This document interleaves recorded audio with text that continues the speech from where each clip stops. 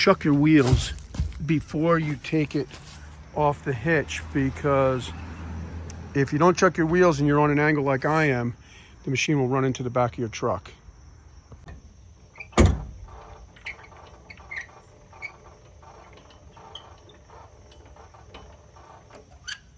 Now I'm going to turn the key so the machine is operated from down low, down below.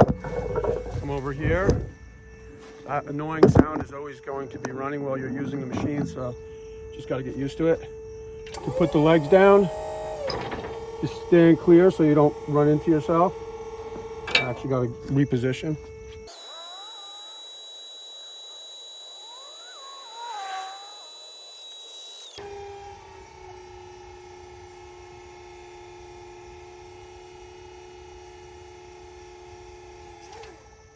After you put the feet down, then you can use the controls to level it. You want to get it as level as you can. That's the best I can do on this slope. I think if you don't get it completely level or level enough, then the controls up here won't work. To work these controls, you switch the key up, get into the basket, and work it from up here. Pull out the safety, turn it to on. You have to hold in the green button. Just kind of get used to it.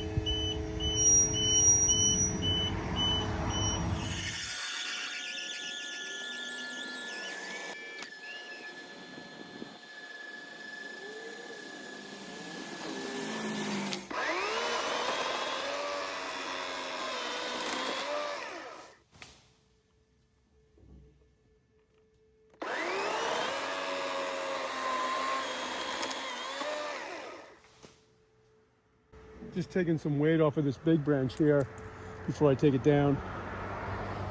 Also just to see a little bit better, get things out of my way. But I think I could just probably take it down right now. It's pretty high up here. Definitely more comfortable in this bucket.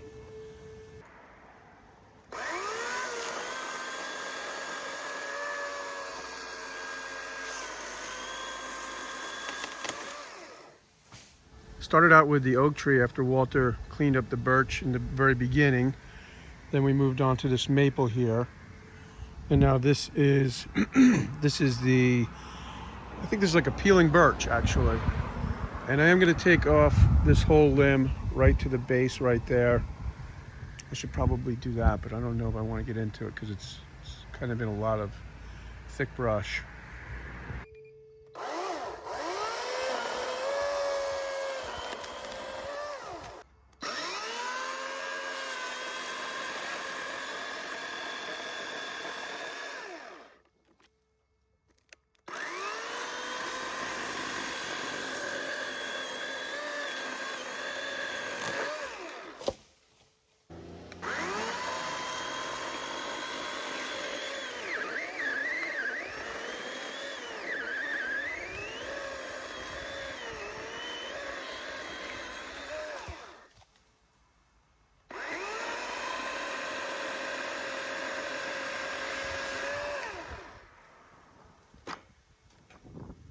Up here in the bucket, and this is this birch tree, and it's hanging over basically a bunch of wood, so I'm gonna tie it off here, try to pull it out into some open ground, maybe tie off of that maple and tie it to my truck, and then limb these areas so hopefully they fall down over here and not into this, I forget what this tree's called.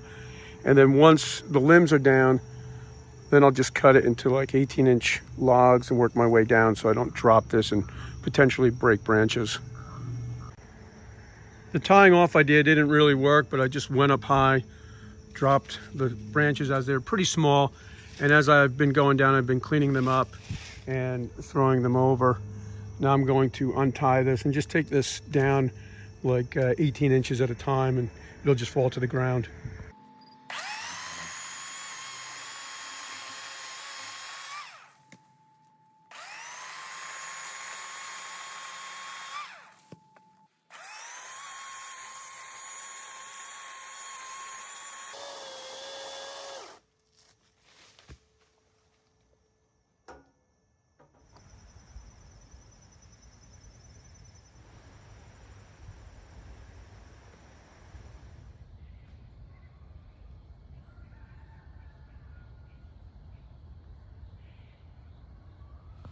Okay, well that was $300 well spent because that's the daily rental price. But what I like to do is rent a machine like that on Saturday morning because the place by me is closed on Sunday, so you'll get the machine for 2 days for the price of one.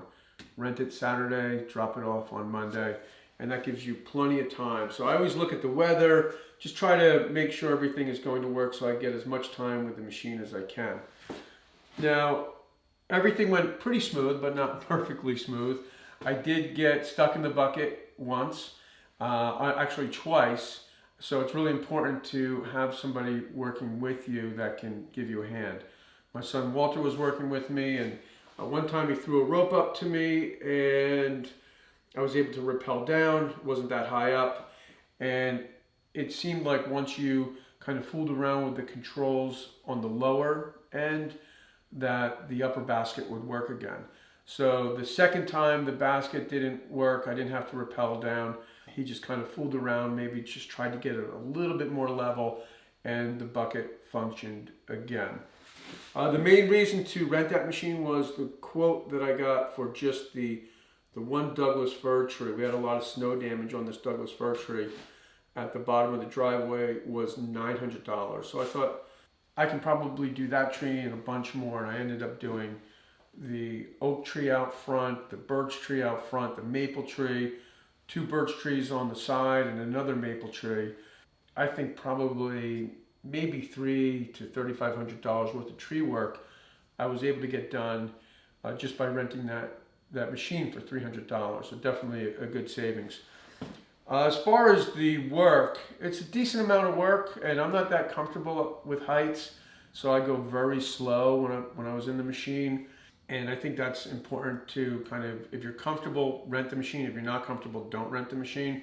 Even though it does have a basket around it, you are pretty high up there. It's amazing how high 25 or 30 feet feels, you know. So another thing I thought was really helpful is an electric chainsaw, because you don't have the chainsaw running all the time. You can just press the button and go. And as far as the cleanup, that was probably the most work. So did all the work with the lift on Monday, on Saturday and Sunday. This Thursday I did the whole cleanup because that's when the dump was open by me. And it took all day and about 7 pickup truckloads and cleaned the whole place up. So a decent amount of work, $300, saved me a few $1,000s, and definitely worth it, because then I always think of, you know, then I can take that money and maybe do something I want to do with it. Or if I feel like I can, if I don't have to hire somebody, I'm not going to hire somebody, if I can save some money that way. But anyway, if you're up to that kind of work, definitely go for it. And if you found this video helpful, thanks for tuning in, and I'll see you next time.